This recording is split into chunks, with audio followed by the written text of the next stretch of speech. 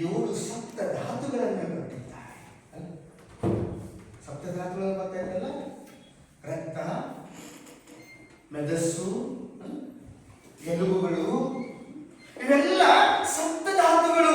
ಇವು ಏಳು ಸಪ್ತ ಧಾತುಗಳು. ಅವುಗಳನ್ನು ನಾವು ಚೆನ್ನಾಗಿ ಇಟ್ಕೊಳ್ಬೇಕು.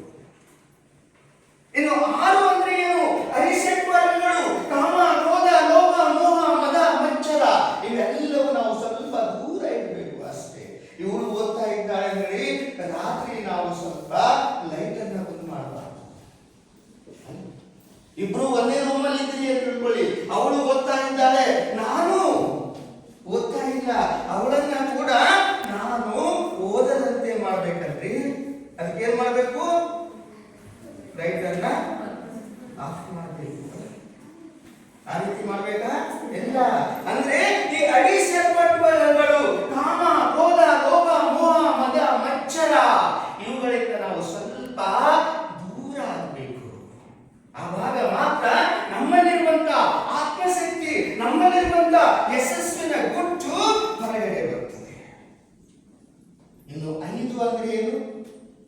ಪಂಚಭೂತಗಳು ಅಲ್ಲ, ನೀರು, ಅನ್ನ, ಗಾಳಿ, ಬೆಂಕಿ, ಇವುಗಳನ್ನು ನಾವು ಸರಿಯಾಗಿ ಉಪಯೋಗ ಮಾಡಿಕೊಳ್ಬೇಕು. ಸ್ವಲ್ಪ ಎಲ್ಲರೂ ಯಾರ್ಯಾರ ಕೈ ಎತ್ತಿ ನೋಡೋಣ. 5 ಗಂಟೆಗೆ ಏಳುವವರು ಎಷ್ಟು ಜನ ಇದ್ದೀರಿ? ಸ್ವಲ್ಪ ಕೈ ಎತ್ತಿ ಹೇಳಿ. ಒಬ್ಬಳು ಮಾತ್ರ ನೋಡಿ, ಇಬ್ರು, ಯಾರು ಸುಳ್ಳು ಹೇಳ್ಬೇಡಿ. ಯಾಕೆ ನನ್ನ ಹೇಳ್ತಾ ಇದ್ದೀನಿ ನಾನು? ಪಂಚಭೂತಗಳು. ನಾವು ಗಾಳಿಯನ್ನ ಸ್ವಲ್ಪ ಮುಂಜಾನಿನ ಹೊತ್ತು ತೆಗೆದುಕೊಂಡಿವಂದ್ರೆ ಸೈನ್ಸ್ ನಲ್ಲಿ ಇದೆ ಓಜೋನ್ ಲೇಯರ್ ಅಂತ. ಮುಂಜಾನೆ 3 ಗಂಟೆಯಿಂದ 6 ಗಂಟೆಯವರೆಗೆ ಸೂರ್ಯ ಉದಯವಾಗುವವರೆಗೆ ಓಜೋನ್ ಲೇಯರ್ ಕೆಳಗಡೆ ಇರುತ್ತದೆ, ಫುಲ್ ಆಫ್ ಆಕ್ಸಿಜನ್. ನಿಮಗೆ ಆಕ್ಸಿಜನ್, ಆಮ್ಲಜನಕ ಒಳ್ಳೆಯ ಪ್ರಮಾಣದಲ್ಲಿ, ಹೆಚ್ಚಿನ ಪ್ರಮಾಣದಲ್ಲಿ ನಿಮಗೆ ಸಿಗಬೇಕಾದ್ರೆ ಮುಂಜಾನೆ. ಅದಕ್ಕೆ ಅಂದರೆ ಬ್ರಹ್ಮಭೂತ ಅಲ್ಲ. ಹೇಳೋದು ಗೊತ್ತಾಯ್ತಲ್ಲ ತಾತ್ಪರ್ಯ? ನೋಡಿ, ಇದು 5ನೇ ನಂಬರ್. 5 ಅಂದ್ರೆ ಏನು? ಪಂಚಭೂತಗಳು. ಅಂದ್ರೆ 4 ಅಂದ್ರೆ ಏನ್ ಸರ್? 4 ಹ್ಯೂಮರ್ಸ್.